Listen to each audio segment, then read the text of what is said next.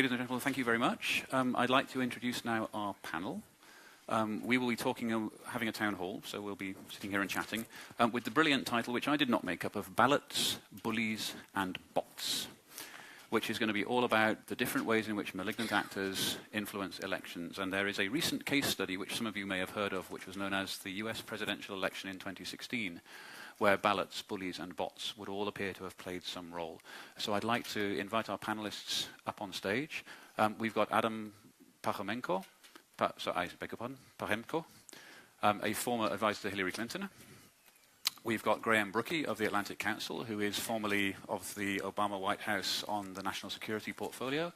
And we have Teri Schultz, who is hiding out of the limelight somewhere. I'm trying to keep my mic on. Okay, so in the...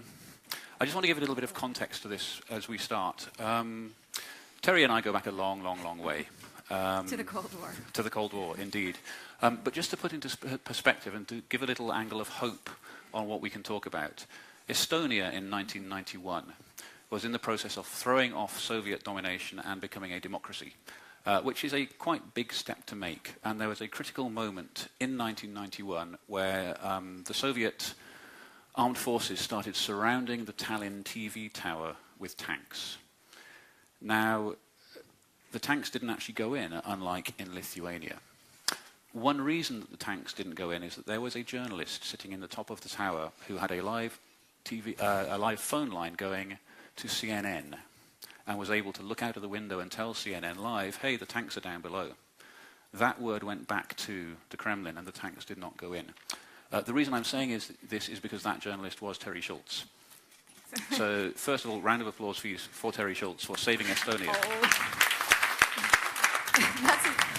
I'm not sure that's why they didn't go in, but that's a nice version. Teri was also telling me that one of the problems they had filing that day, and correct me if I'm wrong here, was that the Soviets cut almost all the phone wires. They just wanted to black out and make sure that this was not happening. But there was one wire. There was one international phone line, and are there any Finns here? Do you have any Finns? Well, the Finns deserve a lot of this credit too, because what the Soviets didn't know that day was that the video that went out of Estonian television. There are Estonians, yes. Yeah, I was in the Estonian Broadcasting Center. What the Soviets didn't know was that there was an underwater cable that went from Estonian television to Finnish television, and they still have it today. And there were some very brave Estonian technicians in a broadcasting tower who, while the tanks were figuring out and coming to get them, they were still sending pictures to Finland, and the Finnish broadcasting company put out pictures. And so what I didn't know at the time, because we didn't have any TV, was that I was giving a live report by phone out of the one single international phone line that was still alive, and the Finns were broadcasting pictures, were giving pictures to CNN so they could actually see what was happening at the time. And I later learned when I was getting my master's that they came up with a name for that. It was called the CNN effect. It was the only 24-hour channel at the time. And a professor in one of my foreign policy classes at University of Helsinki talked about the CNN effect and said that it was at that time when 24-hour television first started getting established that when you could see what was happening, when you could show what was happening, it mitigated possibly what decision makers did. That's all shot to hell now with disinformation. But anyway, thank you for that. That's really nice to relive. When you're old, it's nice to have people tell your stories. So thank you, Ben. That was sweet. Thank you. But there is actually a link to that with 2016. Because if you think what happened around the Tallinn TV tower in 91 was the Soviets tried to cut off all the lines. They did cut them off. But they missed one. And if you think of one of the lessons which Russia appears to have drawn from all that, you can't shut absolutely everybody up. But what you can do is shout them down. And if you think about the shifts from 91 to 2016 over that 25-year period, think about the change in the approach from the Russian side. You don't try and silence people anymore by cutting off their access, because there's too much access. What you try and do is you drown them out. You troll them to bits. Rather than cutting off their information, you flood them with information. And you soak them with information, and you use the information to target them. Now, this is not going to be a non sequitur when I turn to Adam and say, what was your experience in 2016 of the information flood and the disinformation flood? It's a Great question, and thank you all so much. I'm a Ukrainian American, so it's great to be in this country, even though we've got folks from all across the world, but this country's been a great friend to Ukraine. My father spent his career in the intelligence community, and he is a member of the council, and so for me, it was sort of worlds colliding to be a Ukrainian American working for Hillary Clinton, who I worked for at the time for almost 14 years, to be living through this.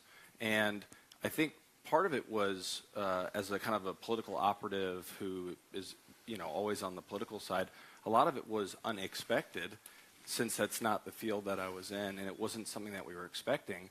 And then it happens, and you're constantly, obviously, we talk about two-factor and security and making sure that everything is protected, and a lot of things weren't, obviously. But it was daily chaos, stress, depression, trying to focus and do your job while fighting this other fight. It was, so it was like we were going to work doing two things every day. Mm-hmm. And in terms of the information flood, particularly, again, thinking of the last months of the election campaign, one thing which still strikes me is that the deliberation with which the Podesta leaks were published every day for 30 days before the actual vote. Sure. Now, unless you can actually read the minds of voters, you'll never be able to tell what the kind of impact of that was. But one of the interesting things, we'll be talking about Macron leaks a bit later on, and one of the key differences between the Podesta leaks and the Macron leaks was that the Macron leaks were dropped in a single 9-gigabyte dump 36 hours before the polls opened, whereas the Podesta leaks came out every day for a month. And in France, obviously, the kind of the rules around the election are a little different in terms of heading into the election. I think it's maybe 44 hours or something like that. It was too late for really that to even have any effect in the media in France. But I'm just thinking, in terms of the US, right. What was the impact of that deliberate dropping on the campaign itself? Sure. So I didn't want to mince words here. I actually kind of summed it up in the use of bots, disinformation, fake news stories, other active measures and tools over a period of more than 15 months unquestionably shaped millions of American voter perceptions.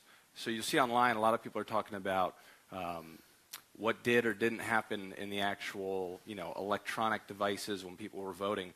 But nobody can take away the fact that the vote was affected because of what happened over the course of 15 months, and that perception of individuals, and especially what they thought maybe who Hillary actually was. And a couple other points I pulled here was, when we talk a little bit about RT, the news and the bots and the fake news coming out of what was actually in the emails, when you're looking at some of these emails that are talking about, dessert, got people to think that Hillary was corrupt, poor physical and mental health. RT was pushing ties to Islamic extremism between Hillary Clinton. And that is a lot of what was really being soaked in. So I think the persuasion alone affected the election. And we'll talk a bit more in a minute about the impact on the domestic debate in the US of the external influence. But I just wanted to turn to Graham first of all. Graham, you were in the White House. You were in the National Security Team. And I believe you had an interesting experience of trying to actually get people to pay attention to the fact of the Russian activities at the time. Yeah, interesting is a good way to put it. My last job at the White House was doing strategic communications, of which a massive strategic communications obstacle during the last year was this specifically. Russia is coordinating massive information operations against the U.S. election. At the same time, the White House, the National Security Council specifically, is trying to be apolitical in all of this. So anything that you put out from the White House, whether it's a statement from Barack Obama, even though he is the president and commander-in-chief, is going to be seen through a political lens in the United States, because that's how our political discourse works.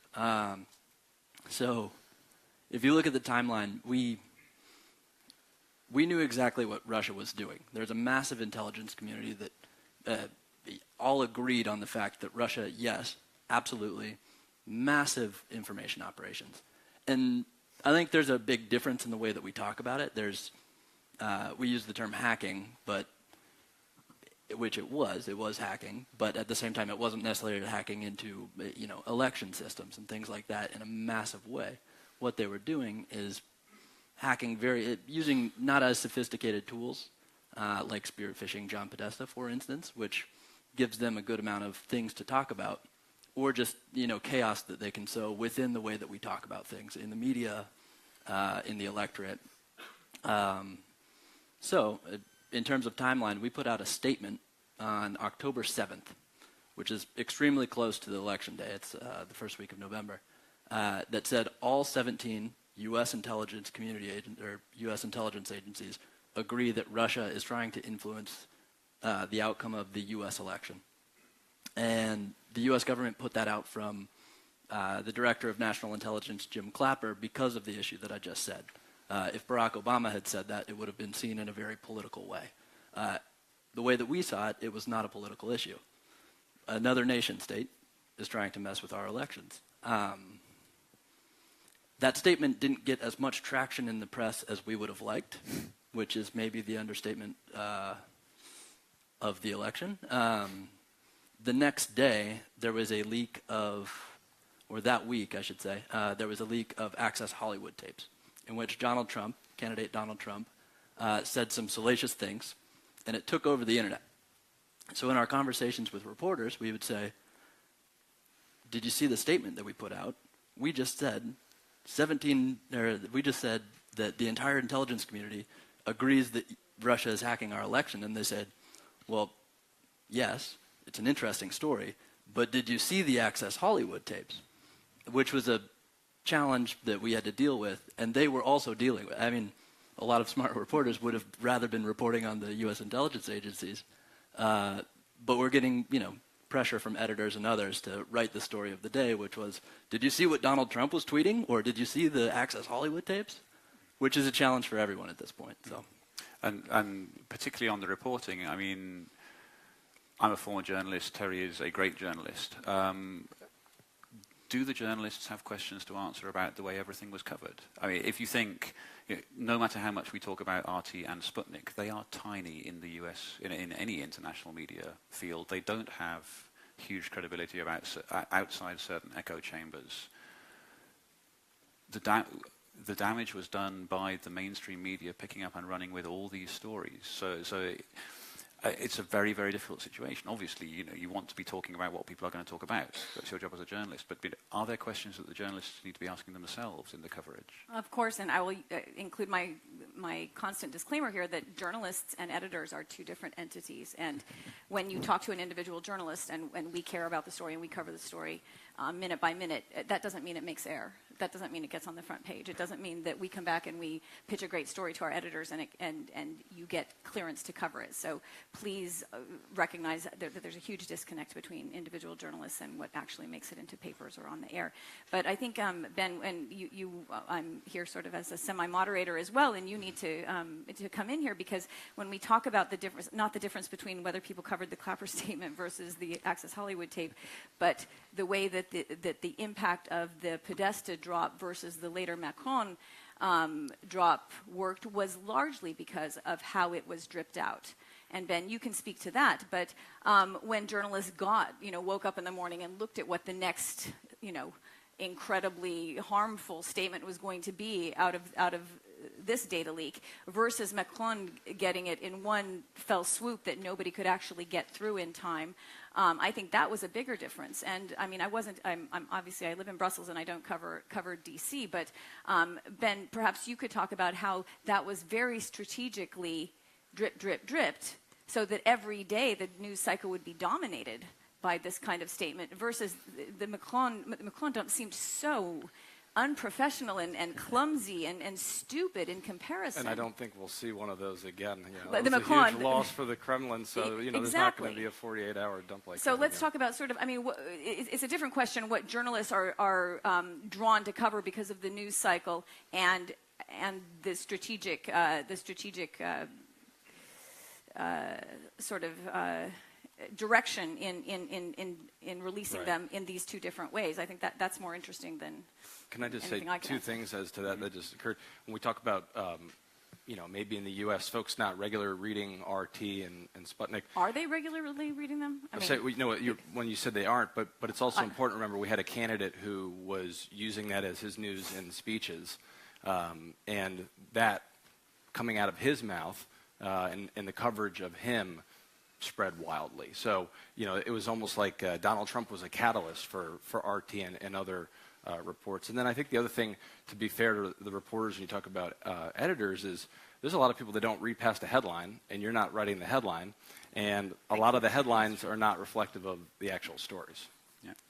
true. But Ben, perhaps you could talk about what a big difference it was because you were one of those people who looked at the huge Macron dump of information and recognized that nobody would be able to get through it in time to have it make a real impact on the election. Yeah, and if you look at particularly the propagation of the Podesta leaks, I mean, as a former press officer at NATO, I can imagine what it must be like to think, right, we're planning a big event. Somebody has hacked the emails, and we know that for every day for 30 days until the event, there's going to be another leak coming up. You would wake up in the morning with dread. You would be thinking, oh, if you God, went to sleep. what's it going to be next? And it would feel like a ball and chain around your ankle. And almost regardless of what the content actually was. I mean, Arik particularly will bear me out on this because Arik has done great work analyzing the Surkov leaks from Putin's former chief of staff. And one of the things about the Surkov leaks and about all leaks pretty well everywhere is 99% of leaks are dead boring. And if you are analyzing a collection of leaks, you have to spend hours scrolling through. Yeah, can you pick me up at 5 o'clock? No, I'll come at 10 past. Well, wacko, that's going to change the world. And so, in fact, a leak is very rarely something which is going to do damage on its own, unless you spin it up into a story about, well, pizza actually means child pornography or whatever. A leak on its own is not particularly damaging.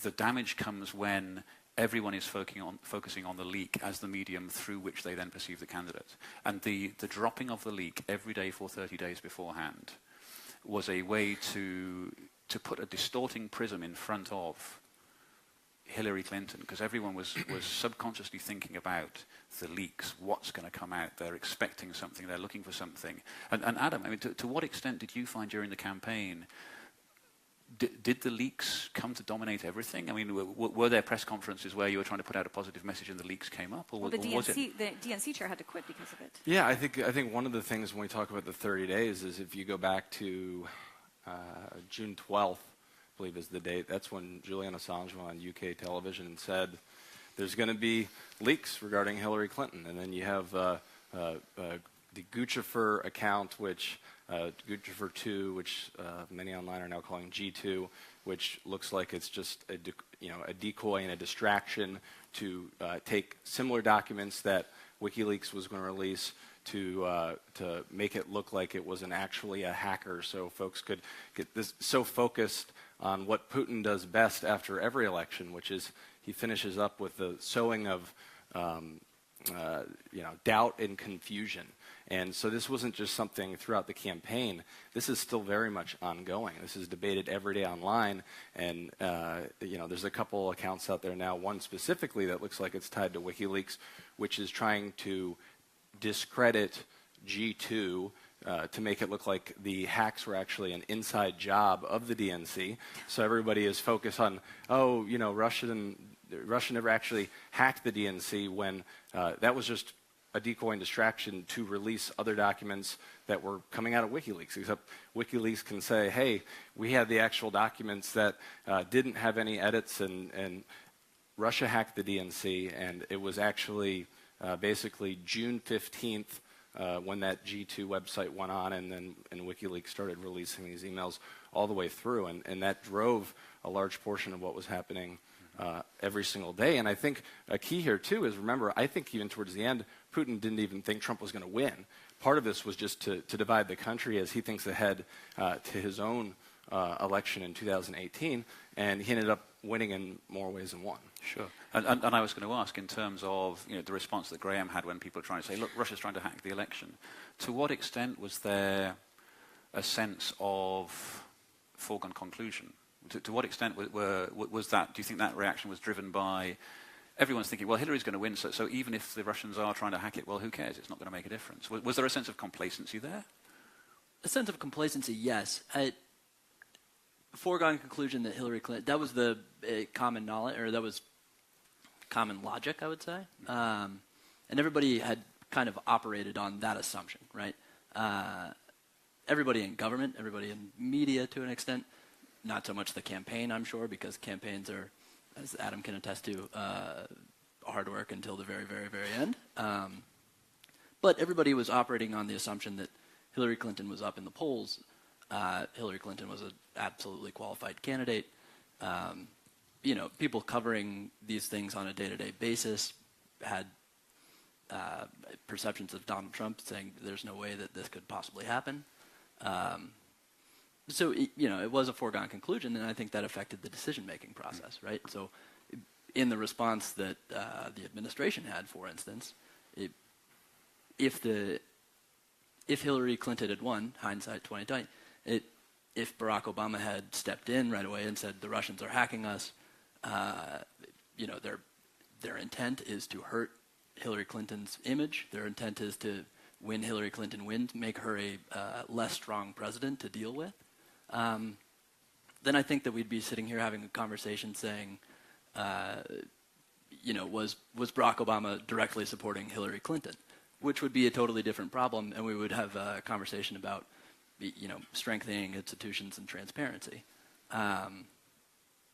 So yeah, I think that the assumption was that Hillary Clinton would win. It absolutely affected the decision-making process for everybody. Sure. In the way that we talked about it, which is something that I think we probably all need to reflect on a little bit. But could I ask you to share with us some of the conversations that were had? Give us some insight into when people are like, well, this clearly wasn't the right way to go about it. We should have done this, or what would happen next time?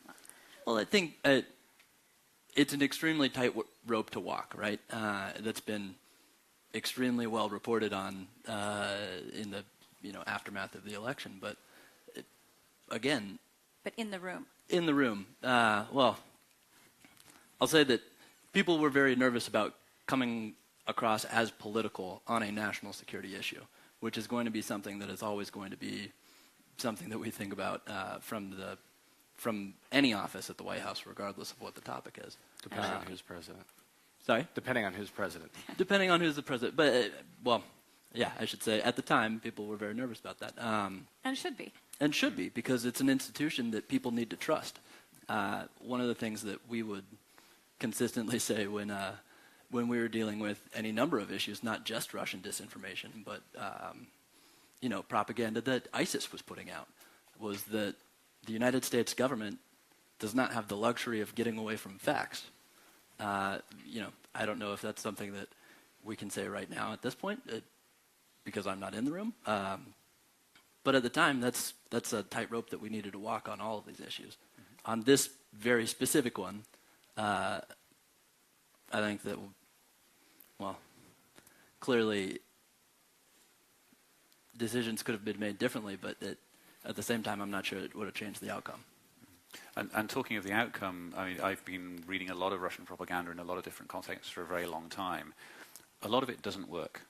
Yeah, a lot of it gets thrown out like chaff, and it just gets blown away, and it never gains traction.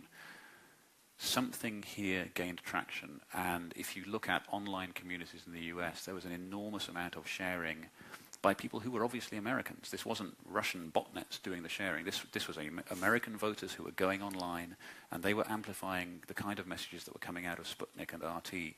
And so there's an extent to which this found the fertile ground. Mm-hmm. And so but even in mainstream media, in this case, Ben, I mean, in this case, you can't say it was only the alt media who were picking it up, because it became a valid political story, and that's where it crossed the line where, then it was sort of, the point of no return. And this isn't always the most popular thing to say amongst political operatives, but this was one factor, right? There's multiple factors.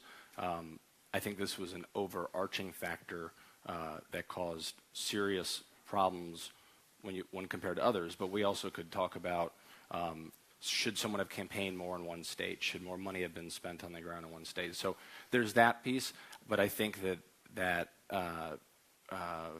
given what we're talking about right now, that had a bigger impact at the end of the day than some of the kind of, looking back, what would we have done differently in terms of targeting, organizing.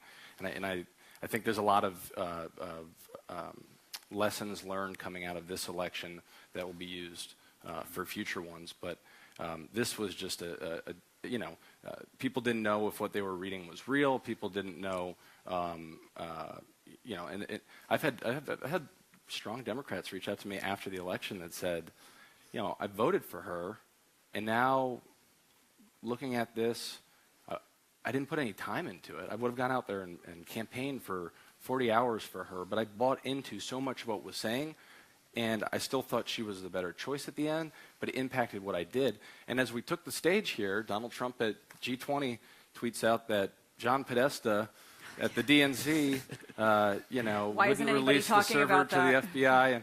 And John Podesta never worked at the DNC, and the DNC worked with the FBI and the CIA. And then I just saw a clip of NBC asking Donald Trump about 17 agencies, and one of the first things he said is, "I don't even know. Do we even have 17 agencies?" So he is still very much actively talking about this, and it's still sowing that doubt and confusion in the minds of so many. And he's doing that because he's focused on his reelection and hasn't even done anything in the first 200 days. I think also, Ben, there's a difference between, in this case, in the Podesta case, actual information, real emails being leaked in which there was real information that people weren't comfortable with. People didn't like the way they talked about each other inside the campaign. Sure. That wasn't misinformation. That wasn't disinformation. That's a straight leak. And then there's disinformation, and I think maybe we're conflating a lot of things here when we talk about things that made the campaign the point that you just made is an important one too, because if you separate the two hacks and you look at strictly the DNC one, there was information in emails that split many individuals that were with either Bernie Sanders or Hillary Clinton in the primary, and whether some of those individuals, no one can say that there isn't a lack of trust within the DNC. Sorry, double negative. But there's a lack of trust within the DNC because of the information that came out in those hacks. Tom Perez's job is to now rebuild that trust and try to bring that trust back, because at the end of the day, moving forward, whether it's in the midterm elections or in the presidential, you're going to be voting for Trump or you're going to be voting against Trump. We are a two-party system, but that Bernie division divide, I think that did have a lot of ramifications coming out of that hack, whether it was people that didn't want to give 2 hours or ultimately didn't trust the party and didn't vote for them. I think there's a lot of questions we all got, and I'd love to carry on this conversation, but I'd like to now open it to the floor. So if we have questions, I see an arm going up at the back straight away. Robert. You might regret giving me this mic. Yes. Put up the timer. The NATO timer is on. No, Teri, I'll leave you alone. But I do have it's a question to both Graham and Adam. I have to be really honest with you guys. When I listened to you, I got depressed. Really. Because what you said, there were some contradictions, but I think the gist of it was important what happened, right? Adam, am I right? It was an important factor. It was a very important factor. Yeah. Of course. And both of you had rather important positions, and you and Graham were strategic communications. You had lots of cards up your sleeve. You said you knew what the Russians were up to. Well, after what you described, I have some doubts, frankly speaking. What I heard from you was that, I'll leave aside the question, that you had to do two things at the same time. Well, one of my former bosses, Lord Robertson, used to say, if you can't ride two horses, what are you doing in this circus? I'm sorry to say, but that's, But even more pointedly and seriously, what on earth did you expect? That the Russians would sort of go easy, and the people who liked the message they would hear, that would go easy? Hollywood tapes prevented you from actually disclosing the full nature of the challenge? There's lots of things I've heard. So, don't get me wrong. I don't take it sort of in a personal way, but this is really, really a serious issue. Yeah. And, I've been here since yesterday. I've heard a lot of extremely, uplifting stuff in terms of the professional techniques, the question of the even resources. Actually, one can all be surprised that there's quite a lot of particularly human resources knowledge, and you had a lot of this at your disposal. Let's not kid ourselves, right? Come on, strategic communication in the White House, and frankly, for what you're describing, you haven't really used any of this. You didn't frame the debate. You didn't really respond. You didn't publicize. You couldn't get your story. So, I'm sorry. I told you, I apologize. So, my sort of comment is, can you really try harder, a bit following like Teri said, lessons learned? Tell us more honestly what you really think went wrong. So I think that there's two things. I think that one of the things that you're commenting on is a tactical issue, and one of the things that you're commenting on is a wider issue that we're still dealing with in the United States. The first thing on the Access Hollywood tapes, that's not necessarily something that we can, you release something else was released, you ask somebody to cover one thing and they decide to cover the other thing. That's a 48-hour news cycle that doesn't have an impact, right? And can I make just one comment on that? I didn't come to Warsaw to blame reporters, but one of the things you do in campaigns on the political side is you work very hard to get earned media. And if you look at the earned media that Donald Trump got compared to Hillary Clinton when she was speaking, when he was speaking, or when all three televisions, doesn't matter what the stations were, would turn to Donald Trump, but Hillary Clinton was speaking at the same time, that I think we had an ethical president here who was putting things out and doing it the right way, and a lot of it was just Access Hollywood every single day, whatever it was, whether it was Trump saying Hillary Clinton's Secret Service detail should disarm, and making comments that almost suggested she should be assassinated and lock her up, and Michael Flynn, Flynn, lock her up. So I think that's a big piece of this is the earned media, which everybody was soaking in, was totally burying anything that was coming out from the intelligence agencies. Which goes to the other wider obstacle that we're trying to address in the United States, which is this is not a partisan issue. Full stop. Russia tries to influence the election. That is one of America's most sacred institutions. We're kind of navel-gazing at a problem in a room full of people that are on the front lines of that and have been for a lot longer than the United States. One of the things that the administration was extremely careful of was presenting a unified front. In an election season, when you're dealing with a lot of people, both inside the administration, inside of Congress, definitely on the campaigns, that are political and have political objectives, they're all trying to present themselves and appear different because they want to be in those positions. The White House at the time, that was the main challenge, is appearing unified.